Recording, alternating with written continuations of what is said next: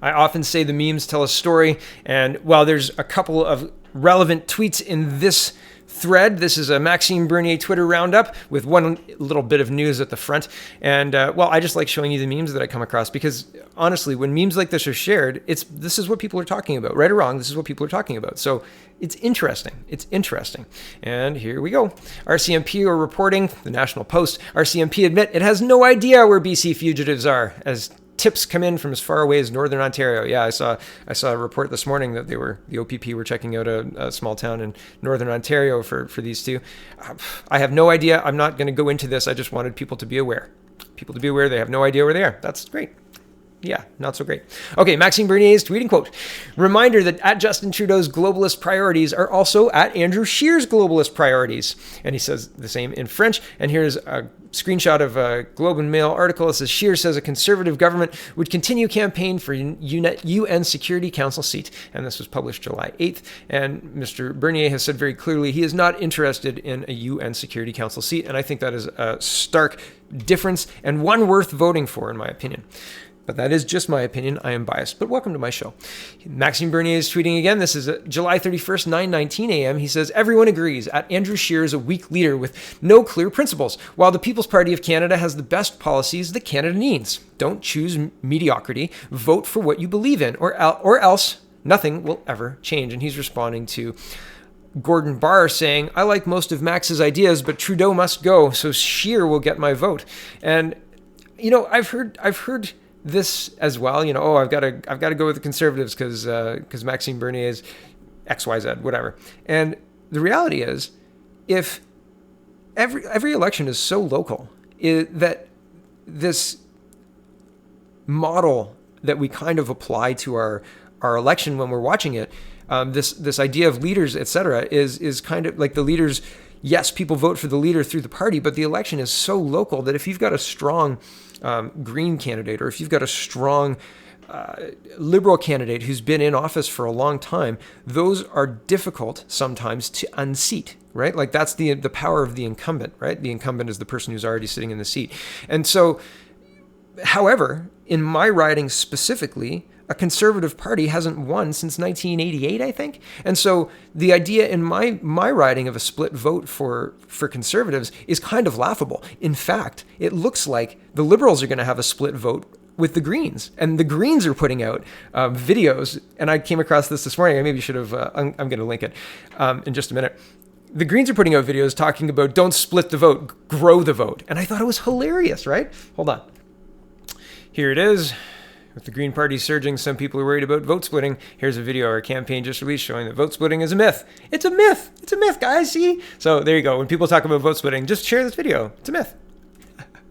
I mean, I don't think that Andrew Scheer lost my vote when he said that Donald Trump was anti-free trade. I'm going to be working on another why I don't trust Andrew Scheer video. So, hey, if you want to send me some helpful videos, tell me why you don't trust Andrew Scheer in the comments. Give me a link. That would be very helpful, and I'll put another video or two together. I've got a couple of things. I was going to use the Cooper free speech stuff, and I've got a couple of things that I'm thinking about, but the Cooper free speech stuff was the cornerstone right now, but I'm open to ideas. Anyway, back to Mr. Bernier and the tweet roundup. Okay, hey everyone, tell Justin is right. Why the People's Party of Canada is the best choice for Canada. And Justin's tweeting, 3 months out from the federal election, I'm still torn between the People's Party of Canada and Maxime Bernier and the People's Party headquarters. And he tweets at Andrew Scheer, of these two, who will you vote for and why? And there's a poll, and I didn't actually see what the poll results are. There we go. Wow.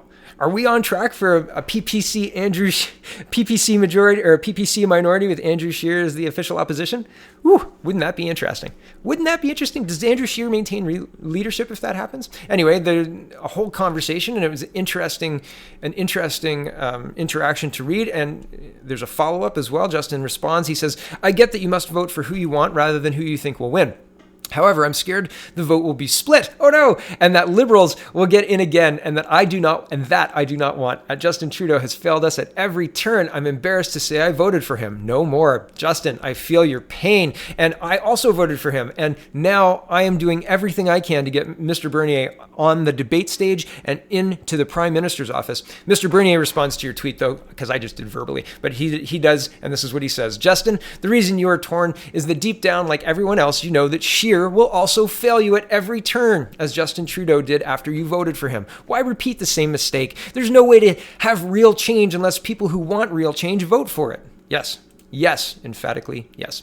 Here's a picture of Mr. Bernier, and out in Saskatchewan, there is lots of people interested, lots of energy out there. And I was on a live stream on Critical Thinkers channel the other day, and there was 5 other PPC candidates hanging out, and they were just going to do some press and some media, etc. It was pretty fun, pretty neat. Okay, here's Mr. Bernier again, and he's responding to an Ahmed Hussen tweet I'll read to you in a second. But Mr. Bernier says, the Minister of Mass Immigration must be worried. He knows a majority of Canadians want less immigration, and for the first time in decades, a party proposes to reduce it. So he quotes paid-for propaganda from the CBC. Truth will prevail. And this is Ahmed Hussen. He says, immigration makes Canada both younger and more prosperous. We must not be misled by false information designed to divide Canadians. We must fight fear with facts. Here's a fact. Ahmed Hussen stood there and said, don't vote for people, and I'm paraphrasing here, who dance with white supremacists. But the direct quote is, dance with white supremacists. It's such a strange thing. I'm going to go find the clip. Hold on.